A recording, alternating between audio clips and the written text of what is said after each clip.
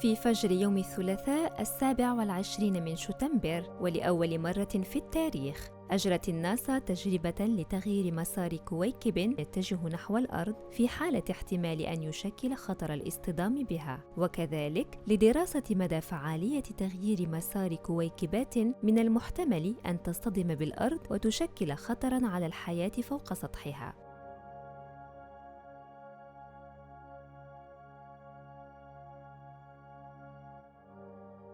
وهي خطة دفاع ضد أي خطر يهدد وجودنا، شبيه باصطدام المذنب الذي قضى على الديناصورات قبل 66 مليون سنة، وما زالت آثاره بادية للعيان.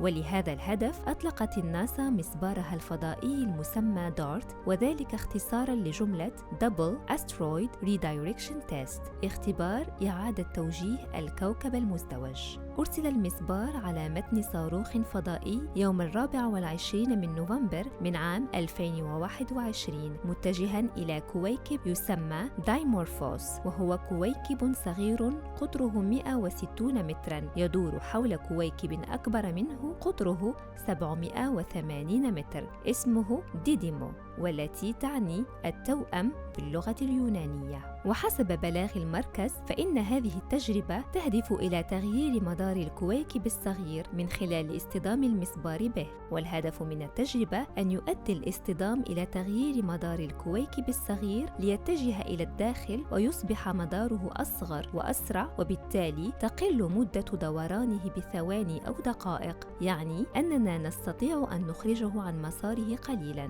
ولا يشكل هذا الكويكب أي خطر على الأرض لحد الساعة، وإنما تم اختياره لاعتبارات فلكية، منها أنه سهل الرصد من قبل التلسكوبات الأرضية خصوصاً بعد الاصطدام.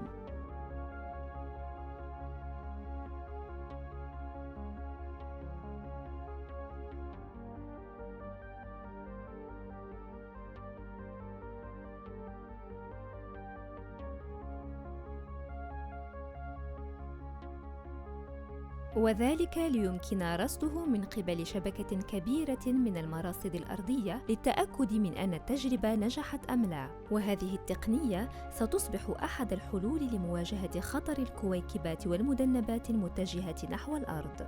وقد استغرق المسبار فترة زمنية مقدارها 10 أشهر ليصل إلى الكويكب، وحدث الاصطدام فجر الثلاثاء 27 من سبتمبر في الساعات الأولى، وبلغت سرعة المسبار لحظة الاصطدام 22,000 كيلومتر في الساعة، وحينها كان الكويكب على بعد 11 مليون كيلومتر من الأرض، هذا ويبلغ قطر الكويكب الصغير 100 ضعف قطر المسبار.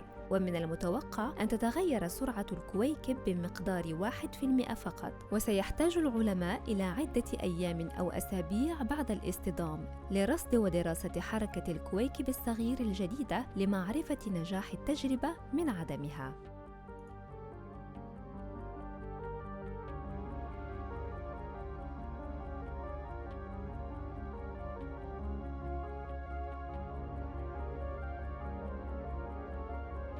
Oh my goodness, look at that. Looks like control system settling down, angular rates look really good. I think we're going to get the investigation team some good pictures. Wow. No, come on, we can do better than that. Yep. Starting to see those individual boulders there. You can see shadows of the various rocks on the surface. Impact. It's amazing, guys. Oh my goodness, look at that. Unbelievable. Yeah.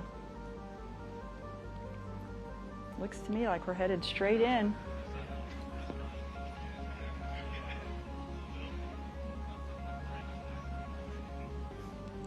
Oh my gosh. Oh wow. Yeah. Oh my goodness. 8, Yeah. 7, Oh, 6, wow. 5, 4, 3, 2, 1. Oh wow. Awaiting visual confirmation. All right. Let's see. We got it? Waiting. And we have Every Impact, a giant leap for humanity in the name of planetary defense. Woo! Fantastic. Oh, fantastic. Oh. What a moment. Very few words can really capture this moment. This is beautiful to watch.